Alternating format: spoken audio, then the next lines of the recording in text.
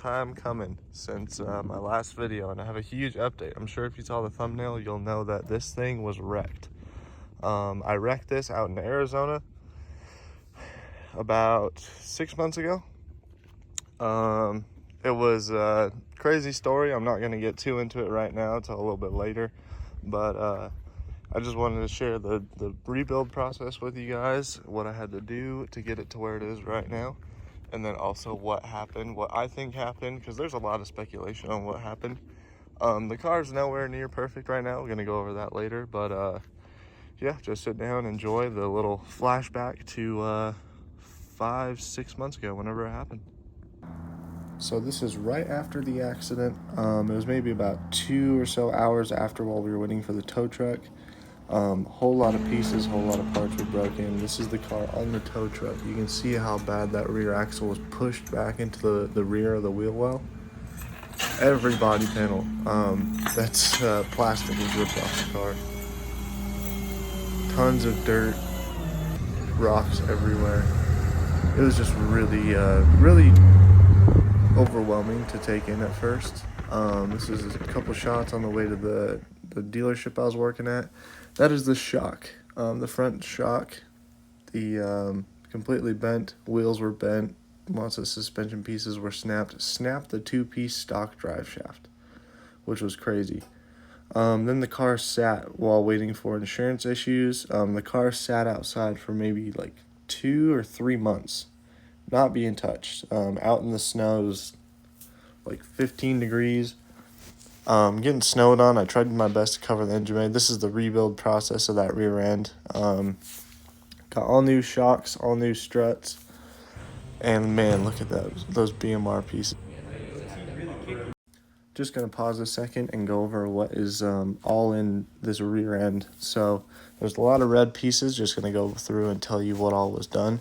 So we have BMR lower control arms, lower control arm relocation brackets, adjustable upper control arm, BMR anti-roll bar kit, BMR panhard bar, and then Viking Warrior shocks. And then the rear axle actually came with new brakes, so I kept all that. Same with the calipers. Didn't have to touch any of those, thankfully. Got a pair of weld Lagunas for the rear. I'll show you guys a little bit more of that. And then moving on to the On3 performance order that I got. Man, it's always nice getting new performance parts. Got a new intercooler, new cooling fans, and new cooling fan shroud.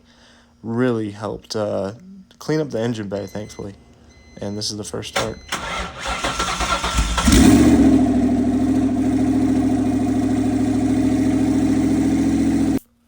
Huge thank you to my girlfriend Caitlin for helping me with that first start. She was actually in the car with me when we did a little bit of off-roading, so super thankful that both her and I, especially her, made it out okay. Would have changed a whole lot with the car and where we would be right now. And if it weren't for her, I probably would have sold the car a long time ago instead of dealing with the whole rebuild process. So super thankful for her, glad I have her around. Alright, so now that you're all caught up on where the car is right now, I just want to do a walk around, a little overview on what was done to the car, in case things were missed, in case things weren't talked about in the video, or the videos that were shared. So yeah, let's just go through it, and you'll notice that the car is missing rear bumper. Front bumper's all scratched up, got a crack in it. It's got tons of dirt and dust all over it. It's extremely messy. Like super dirty. Got dirt everywhere. There's a huge dent right here from the accident. Everything's all dirty. The wheels are dirty. But I just wanted to get the car out here, get a little baseline of where the car's at, and then go from there. I think the best place to start with the overview of what was done would probably be the front end. So let me get this hood popped for you guys. Whole car's a mess. The interior's a mess. Got tons of trash and everything down there. Trash all around the car. Some would say I'm not prepared. I just say that I'm showing it as it is. Alright, so we got the front end. Nothing really changed with the motor other than in the accident I destroyed the radiator, the AC condenser, and the cooling fan. So I got a whole new radiator, which is just a stock radiator. It's behind here. A new On3 Performance twin cooling fans. And then also the intercooler got completely destroyed. So got a brand new 5-inch instead of the 3-inch that I had before. You can see it a little bit underneath there. Had to replace all the silicone couplers, everything, all the T-bolts, all that. I had to go with it. Ripped some oil lines. Had to replace all those. I replaced them with PTFE, and before I had an oil cooler right in the middle of the intercooler. I actually took that out because, you know, when I took the car a little off-roading, ripped the oil cooler out. Luckily the motor shut off, it stalled, and it saved the motor from running dry oil. But if that were to happen again, I don't want to have that oil cooler up there. So I have an option to run an oil cooler. I'm gonna run it right here. I already have the mount. I welded a mount for it right here. It's gonna go right in front of this charge pipe right there. I just haven't decided if I want to run it or not, because the temps as they are right now are doing pretty good. Obviously it's not back to Vegas temps. It's still a little bit of spring. We're around like 70 to 80 degrees. Haven't hit 90s or 100s yet, so that's a plus. But I know as soon as we get up there, that oil cooler may come in handy. Let me go to the, moving on to the front suspension. So the front struts actually completely bent. The driver's side was pretty much like a C shape almost. Then the passenger side just had a slight little bent in it. So we got those both replaced with strange double adjustable struts with BMR drag springs. And I just found out recently when I went in for an alignment that the driver's control arm is bent. Just has a slight bent that's not noticeable to the eye. It pushed the driver's wheel 1 inch back towards the rear of the car. So the measurement from the center of this wheel to the center of that wheel is 170 inches. And the measurement from the center of the driver's front wheel to the driver's rear wheel is 169 inches. You may be able to tell, after he said it, I could tell a little bit that it's sitting back just a tiny bit. So I just got to get a new control arm to take care of that. I'm just going OEM, not doing the BMR tubular, just because they aren't as strong as stock. If I had the tubular in the accident, it probably would have snapped in half.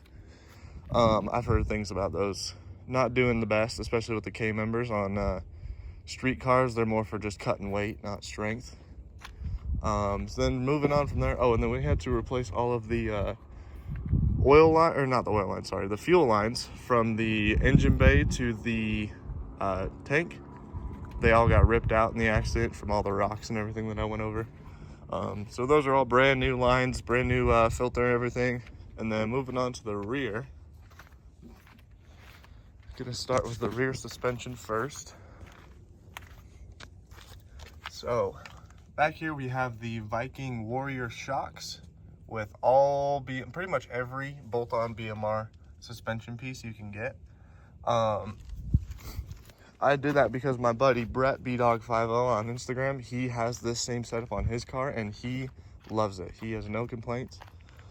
He pretty much told me what would be best, what would be ideal for what I want to do with the car, and I took his word for it, and I've been driving it around. So far it is worth it. I will go through and kind of just put down everything that I have in there, but it's got the lower control arms, lower control arm relocation brackets, upper control arm, sway bar, panhard bar, and I think that's about it. Everything that needs to be done. The rear axle itself was swapped out. It bent in the accident, actually bent and twisted. The axle tube twisted. So this is I want to say it was a 60,000 mile rear axle. Got that in there. It came with new brakes. It came with all like the old shocks and springs from the previous car. I threw all those out because they were all stock. Then obviously I got these bad boys. These are actually my favorite set of drag wheels, the Weld Lagunas. Had to get the 17 inch. The 15 inch is a little too overkill for what I want to do. Plus I love the look of the 17 inch. I'm looking at finding a set of fronts. I just found a really good deal on these rears. I got $1,000, brand new wheels, brand new tires. Dude was selling them to replace his transmission on his Shelby, so he was selling them for a good deal. Went and scooped them up literally like, I think it was at like 9 o'clock at night, and I was like, I had to get that deal. So had to get those wheels. Working on finding a set of fronts, or I'm trying to debate if I want to keep the same fronts that I have. This wheel is actually due to losing all my wheels in the accident and bending. That one was replaced. We didn't realize that the one that was here was bent, so we threw it on, drove it around, and it was bouncing like crazy. So pulled that off.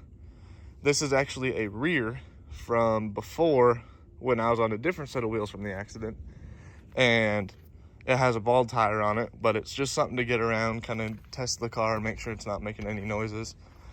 This is the brand new one. It's a little dusty right now, but brand new wheel from American Muscle. I'm debating if I want to keep that same style wheel, just so I can keep it a little bit more streetable, just get the matching one on that side, or if I want to get matching to the rear and have skinnies on the fronts.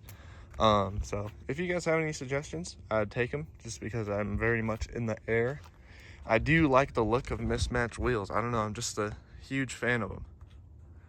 But yeah, can't go wrong with the Weld Lagunas. Man, they're such a nice wheel. And then also just waiting on getting a new rear bumper, just because I don't know if I can fix the one that I have now or if I need to get a new one. So I'm still trying to decide. You can see the Arizona temporary plate, which is almost 5 months expired. But other than that, I actually did get the car registered finally. After owning the car for 2 years, I was able to get it registered, which was insane. I always had issues with getting this thing registered. I was finally able to do it, get it back on the road legally. And yeah, so I'm just waiting on my plate to come in. I got the actual legit temporary plate inside the car, just because I don't really want to duct tape it to the rear of the car like that moving permit is. But yeah, this is where the car is at now. It's got a couple extra like lighting extras. I added some fog lights into the bumper. Can't wait to get a new bumper, so those will actually fit in there properly. Looks a little jank, but I added some lights underneath here, just for car shows, working on it at night, that kind of thing. It's ran directly to the battery, so the key doesn't need to be on, so it's super convenient. I've actually used it a couple times so far, just working on the car. Let's see if I can turn it on. You can kind of see it a little bit, but obviously it's daytime, so you're not going to see it. And the one thing that I did also for lighting, which I have a couple other things that I need to do just for fun, but the thing that I actually did was a little bit of underglow. Never thought I'd say it, but I added underglow to the Mustang. I'll include some videos and some pictures of the car with underglow. Obviously, I love the white Mustang. Had to go with white underglow. I mean, it's color changing. I got the remote for it. I just keep it on white. I think it just keeps it super clean. It's barely there. It's not overbearing like I've seen some, or super flashy. It's just there. So this is where the car's at right now. For those of you who don't know me or my car or what this is actually a built motor, built trans, dual pump or turnstile fuel system, twin 67mm turbos, running a 6-speed manual. Don't know the horsepower yet. It's never been dynoed. The goal for where it will be is 1100 on full boost. So if you want to follow me along and see if I can hit that 1100, just like and subscribe, baby. We'll see what happens. As for now, that is all for the car. Let me get over to the other side. That's the better lighting, better view. But yeah, if you guys want to see more, definitely comment below and let me know what you want to see, what you don't want to see, what you like about the car.